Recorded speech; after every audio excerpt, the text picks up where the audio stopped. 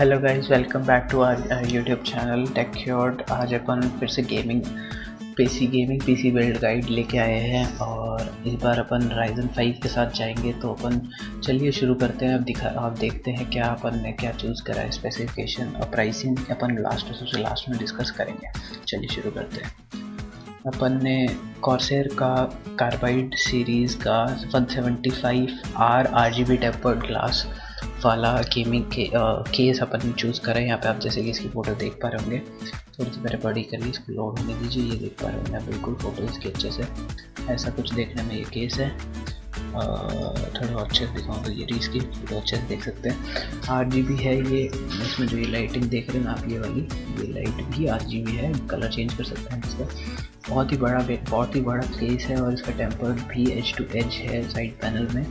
और इसमें SSD की एक इम्पॉर्टेंट बात ये है कि इसमें SSD है वो बैग जो अपना मदरबोर्ड जिस प्लेटफॉर्म पे माउंट होता है उसके पीछे माउंट होती है। और इसमें पावर सप्लाई भी अपने नीचे डलती है। इसमें ये अपने फ़िल्टर है, डस्ट फिल्टर बोलते हैं इसे अपन। और काफ़ी बड़ा रेडिएटर इसमें लग सकता है। आई होप 240 mm वाला रेडिएटर लग सकता है इसमें। और 2 USB 3 पोर्ट्स हैं आगे। अच्छा, माइक और हेडफोन का एक ही सेम ही जैक है। और हाँ, बहुत ही केस मटेरियल स्टील और टेम्पर्ड ग्लास। ठीक है, अब अपन बात करते हैं। अच्छा, रेडिएटर कंपैटिबिलिटी 120 mm ही है, वो 240 mm का नहीं है। ये 240 mm भी है, 120 mm की है। अब अपन इसके बाद बात करते हैं अपने पावर सप्लाई की। तो पावर सप्लाई पर हमने कॉर्सेर की CX580 plus power certified power supply ही यूज़ करी है। सेम ये बिल्कुल केबल्स की स्लीव्ड हैं, लो नॉइस बेयरिंग है इसमें और फैन बेयरिंग टेक्नोलॉजी भी स्लीव्ड है। और 3 साल की वारंटी के साथ आती है। 500 वाट इसकी कंटिन्यूस पावर है। ठीक है, और अब अपन इसके बाद बात करते हैं अपने प्रोसेसर की। तो प्रोसेसर अपन ने चूज़ करा है Ryzen 5 2600X 6 core 12 thread 3.6 GHz की बेस क्लॉक से 4.2 की बूस्ट क्लॉक इसकी स्पीड है। और कैश आप देख सकते हैं। अनलॉक प्रोसेसर है CMOS 12 नैनोमीटर FinFET टेक्नोलॉजी में बेस्ड है। सॉकेट इसकी AM4 है। और मैक्सिमम टेम्परेचर ये 96 डिग्री सेल्सियस पर 95 डिग्री सेल्सियस तक जा सकता है। 95 इसकी वॉट TDP है। और DDR4 इसमें ड्यूल चैनल रैम चल सकती है। और इसके बाद अपन बात करते हैं अपन मदरबोर्ड की। तो मदरबोर्ड अपन ने चूज़ किया है B450 गेमिंग प्लस MSI की तरफ से। इसमें अपने DDR4 3466 मेगाहर्ट्ज़ OC वाली रैम अपन इसमें चला सकते हैं। ठीक है, Ryzen 1st जेन और 2nd जेन प्रोसेसर इसमें आराम से चल जाएंगे, नो डाउट।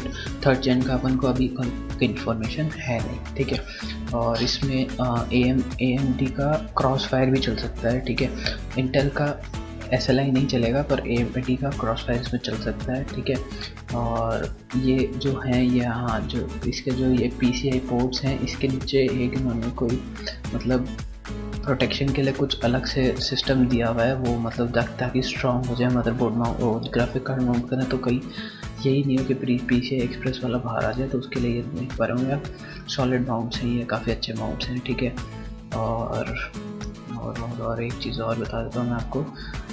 थोड़ी सी ढंग की फ़ोटो दिखा रहा है। हाँ, ये देखिए, काफ़ी इसमें सफिशेंट अमाउंट ऑफ ये अपने पावर कंट्रोलर्स हैं और हीट शील्ड भी लगी हुई है ताकि ये ठंडे रहें। तो इस पर अपन प्रोसेसर भी आराम से ओवरक्लॉक कर सकते हैं, कोई दिक्कत नहीं है।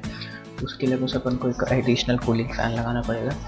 अपन इसके बाद बात करते हैं अपने रैम की। तो अपन ने रैम सेम ये अडाटा की यूज़ करी है। ये अडाटा की 16 GB रैम अपन ने DDR4 3000 मेगाहर्ट्ज़ वाली चूज़ करी है। ये वाली रैम है। 8 GB की 2 स्टिक हैं। इसमें कलर भी ब्लैक वाला है। ये रेड क्रिम्सन रेड नहीं, इसमें ब्लैक कलर पर नहीं चूज़ करें। ठीक है, ताकि ये अच्छी लगे। ये वाली रैम है और इसमें ब्लैक कलर पर नहीं चूज़ करें। ठीक है, रैम आप देख पा रहे होंगे 8 GB रैम है। इसके भी अपन कलर चेंज कर सकते हैं। इस बॉक्स में ये ऐसे कुछ बॉक्स में आती है अडाटा XPG। ठीक है, और अपन इसके बाद बात करते हैं अपने SSD की, जिसमें अपनी विंडोज़ चलेगी। तो अपन ने सेम अडाटा कंपनी की ही SSD यूज़ करी है SU 650, जो कि 240 GB की अपन सजेस्ट करते हैं मिनिमम। और और सब तो चलिए ऑपरेटिंग टेम्परेचर वगैरह कुछ छोटी बात है, 3 साल की वारंटी के साथ आती है ये भी, और ध्यान रखने की बात है। अच्छा हाँ, रैम भी अपनी रैम अपनी कितने वारंटी के साथ आती है?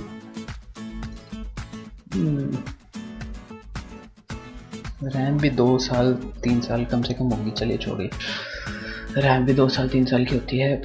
अपन ने सीगेट की बैराकूडा 1 TB अपन ने हार्ड डिस्क दी है 7200 RPM वाली। अब अपन इसके बाद सबसे इम्पोर्टेंट चीज़ की बात करते हैं, जो कि है अपना ग्राफिक कार्ड। अपन ने ग्राफिक कार्ड चूज़ किया है Zotac का gaming GeForce RTX 2060 AMP edition है ये ग्राफिक कार्ड का Zotac की तरफ से।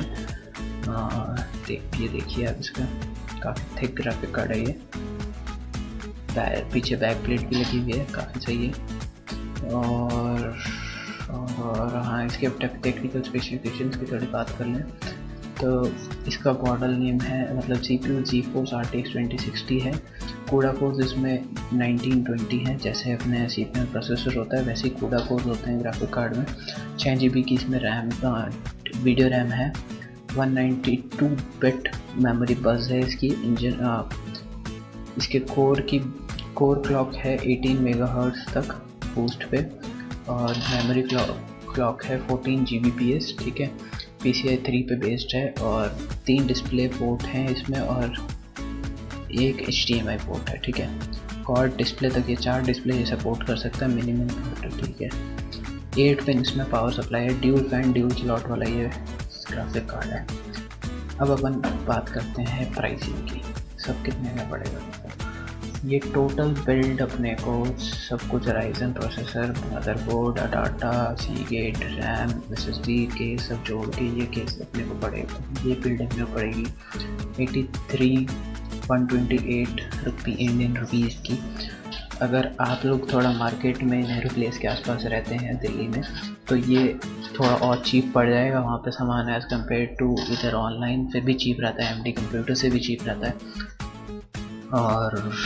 और किसी का बजट अगर 75 के आसपास ही हो, 70-75 के आसपास ही, तो मैं ये सजेस्ट करूँगा कि आप RTX 2060 की जगह आप GTX 1660 Ti लें, वो भी एक अच्छा ग्राफिक कार्ड है।